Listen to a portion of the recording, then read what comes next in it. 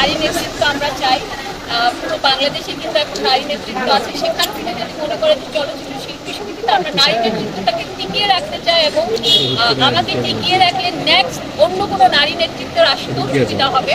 সেটা যদি ভালোবেসে যদি আমার নারী এবং বোনরা যারা আছেন ওনারাও যদি আমাকে ভোট দেয় তো আমার মনে হয় আমার জয় শিল্পীদেরকে আসলে আমরা নিরাপদও রাখতে চাই, আলোর পদও দেখাতে চাই। আসলে স্বর্ণালী যুগ বলতে যেটা বোঝায় সে মাহমুদ কলিকে আসলে স্বর্ণালী যুগ থেকে আমি এখানে নিয়ে এসেছি এবং সেটা ধরে কোনো এই ট্যাগলাইনটা ইউজ করছি।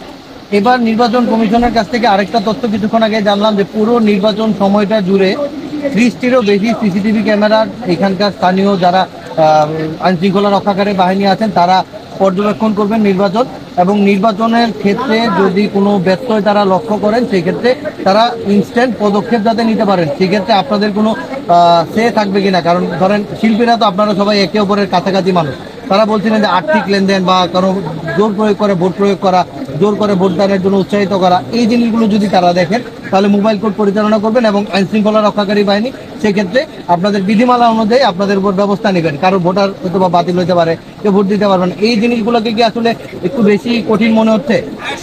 এই জিনিসগুলোকে আসলে আমার কঠিন মনে হচ্ছে না, কারণ আসলে আমার মনে হয় যে বিগত নির্বাচনে কিছু কিছু বিষয় নিয়ে আমার কিছু অভিযোগ ছিল এবং সেখানে আপনারাই আমাকে সাহায্য করেছিলেন, যারা মিডিয়া কর্মীরা ছিলেন। সেখান থেকে মিডিয়া কর্মীরা যখন টাকার লেনদেন হচ্ছিল অনেক জায়গায় আমি কমপ্লেন করেছি, সেখান থেকে আসলে এবার সিসি ক্যামেরা থাকে সেটা ভালোই এবারে নির্বাচন যে সুষ্ঠু হবে সেটার বিষয়ে আপনি কতটা কনফিডেন্ট? কেন মনে হচ্ছে যে সুষ্ঠু হবে? কি দেখে মনে হচ্ছে বা আসলে সুষ্ঠু হবে কি? নির্বাচন আসলে শিল্পী হিসেবে আমরা সবসময় আশা করি যে একটা সুষ্ঠু নির্বাচন, এবং এখন পর্যন্ত আমরা যতটুকু পাচ্ছি ততটুকু মধ্যে আমার কাছে হচ্ছে এখন পর্যন্ত আমরা একটা সুষ্ঠু নির্বাচন পেতে যাচ্ছি এবং আশা করবো যে 19শে এপ্রিল যে নির্বাচনটা হবে সেটা একটা সুষ্ঠু নির্বাচন হবে। এই মাত্র 3 দিন এটা কম মনে করছেন?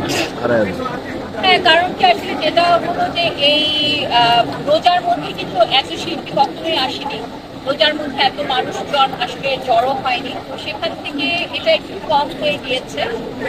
আমরা চাচ্ছিলাম যে আরো 1-2 সপ্তাহ পরে যদি নির্বাচনটা হতো ভালো হতো, কিন্তু সেখান থেকে আমার অপোজিশন প্যানেল যারা ওরা চাচ্ছে যে 19শে এপ্রিলে যাতে নির্বাচনটা হয়।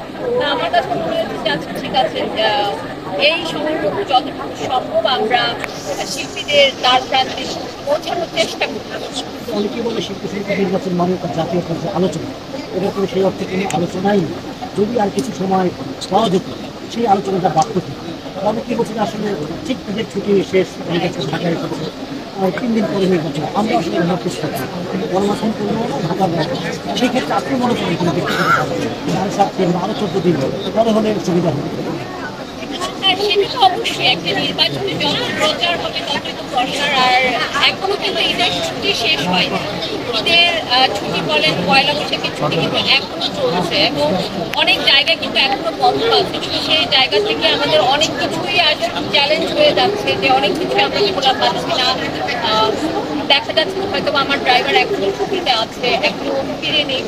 তো সব প্রতিকূলতা শেষ করে ইনশাল্লাহ আমরা একটা ভালোভাবে নির্বাচন করতে চেষ্টা করব। ছোট করে জানতে দেওয়া, যেহেতু নির্বাচন অবশ্যই জয় পরাজয় থাকবে, বিপরীত প্যানেলে যেহেতু মিশা সওদাগর ডিপজল তারা আপনাদের প্রতিদ্বন্দ্বিতা করছেন, এখন পর্যন্ত আসলে নিজেদের প্যানেলের নিয়ে তো হয়তো আমি আপনার সভাপতির সাথে কথা বলেছিলাম, তিনিও বলছিলেন যেহেতু ভোটারদের সাথে অবশ্যই কথা হচ্ছে, আপনাদের কি মনে হচ্ছে কতটুকু কনফিডেন্স প্যানেলের বিজয় নিয়ে?